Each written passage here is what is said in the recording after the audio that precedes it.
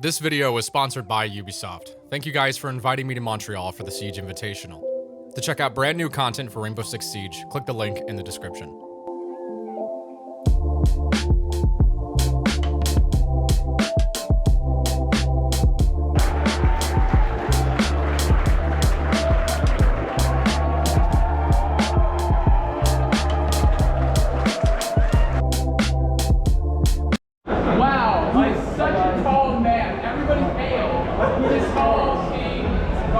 Who said he's short?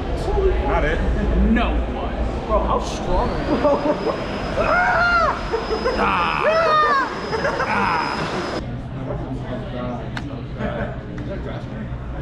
you? Is there a trash?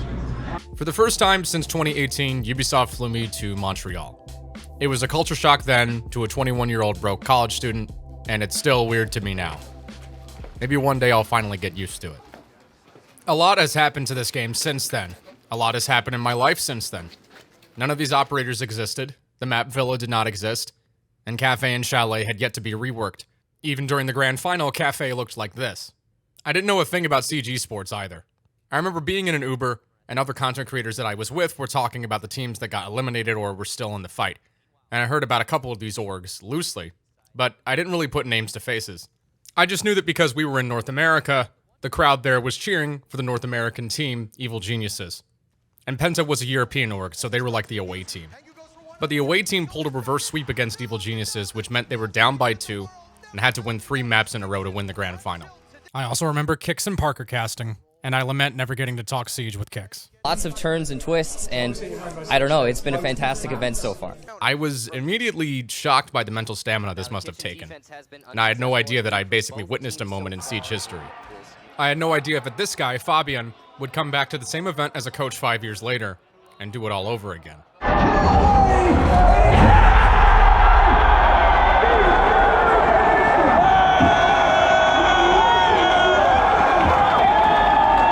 Over 5 years, I've fallen in love with Siege Esports. I love seeing the game push to its absolute breaking point. I love seeing the maximum amount of possibilities attainable with this game's complex design. And from a selfish point of view, I get a lot of cool things to talk about in my videos. But I also remember when I didn't know a thing about it, and seeing it in person had to convince me. So, I figured I'd try to do the same. Like I said, Siege Esports has grown considerably since 2018. For first place, you could win $200,000 back then. Now you can win $1 million. Back then, there were 12 teams competing in total. This time, there were 20. Many of these matches aren't available to be seen to the general public, but they are visible on stream. To get to the playoff bracket, you have to make it out of group stages. Something that Ubisoft Production did recently is give audience members the ability to listen in to the timeouts these teams do. Here's an example. Oh, he sounds mad. I haven't shut it up you once in my entire 6 months here. But what the f are we doing? We're timid, we're not talking, we're shouting over each other. Wake up!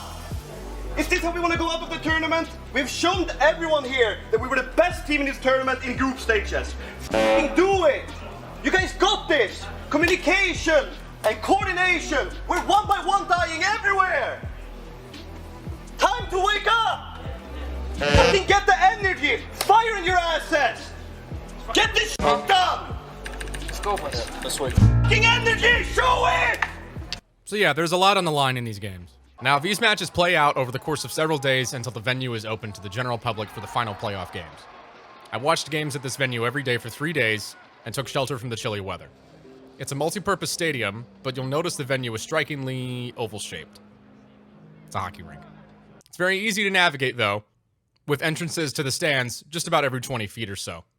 These games in person have a ton of production involved in terms of the lighting and the sound design. Gunfire is bassy and you can feel the reverb throughout the building. Watching the games in person with this sophisticated display is definitely fun, but I was here to get some work done too.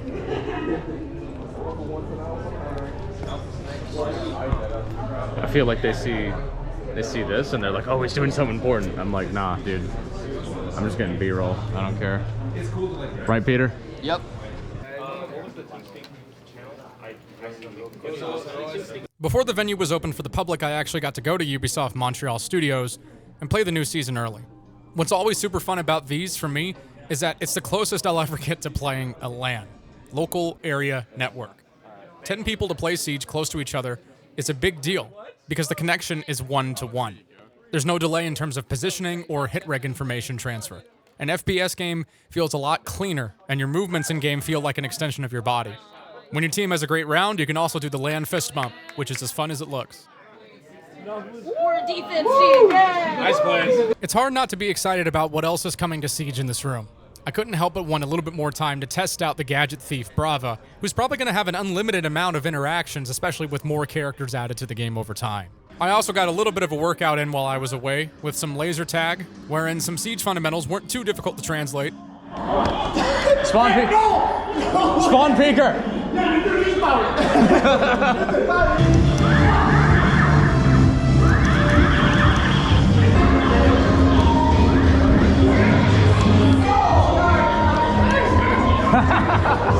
The laser tag was in a big arcade with some old school games like DDR, which I've never played in my life, and I immediately discovered why every serious DDR player is in pretty good shape. We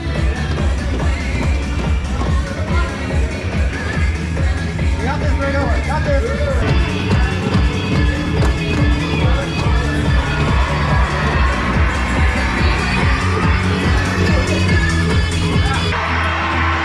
This much. Hell yeah, bro. So yeah, esports is fun, but I also just like traveling. And I think that's one of the more understated aspects about what makes this stuff so exciting. What?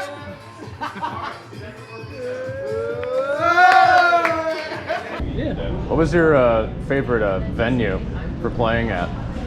Honestly, Like what city? I don't know. I think Montreal was the most hype, but Cologne for Gamescom was like a ton of fun too. So Greg, what do you think of Montreal? I actually like it a lot. It's a city on the water.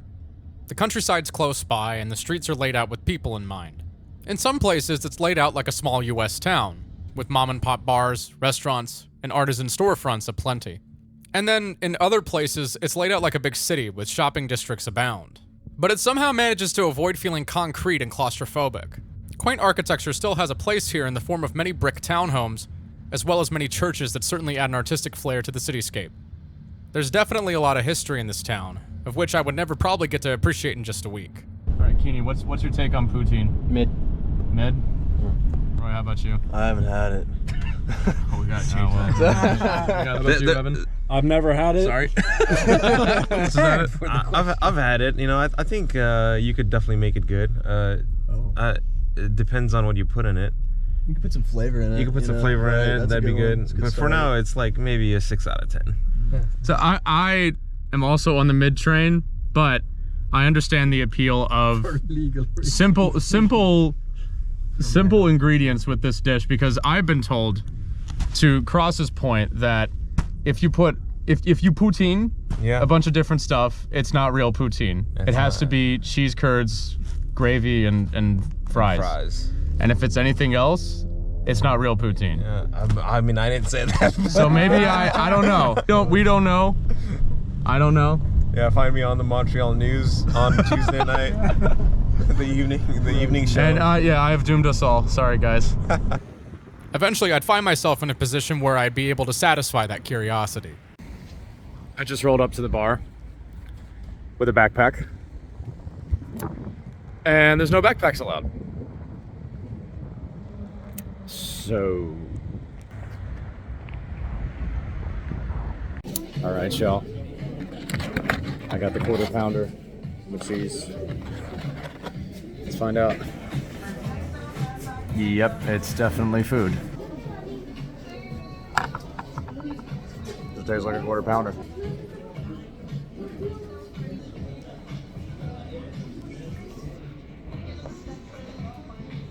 I guess it's been so long that I just kind of forgot what the flavor profile was. It's kind of salty, but it's balanced out by the gravy flavor. I mean, it's McDonald's fries, right? Of course, it's going to be pretty salty. But that's actually, that filled me up. You know, I'm not even mad. Like, it tasted good. It was nice and piping hot. So, Canadian Mickey D's, I think you guys are onto something. I approve. I'm not disappointed. Sadly, Atheno arrived too late to experience it for himself. But sadly, There was none left. I don't know that I'm here. If I told the manager, I know the manager, I know the owner of McDonald's. During my final evening in Quebec, I met a regular at the pool bar there named Jeremy who taught us some more involved rules. Touches it, but still makes it to this. If he touches it, I win. Even if I'm all the way over there. And we in turn introduced him to the world of Rainbow Six Siege Esports. Can you move over a little bit to the side? That is insane. Yeah, I had a great time. It's always a pleasure to be involved in R6 Esports in some kind of way. I think the competitive scene is really important for the health of the game. I think that pushing it to its tactile and intellectual kind of limits is really important to show people how much depth and care there is in terms of the way that the devs kind of treat the game and what they want to do with it. But I've had a great time mingling and socializing with the Siege scene in my own unique kind of way, and it's always a pleasure.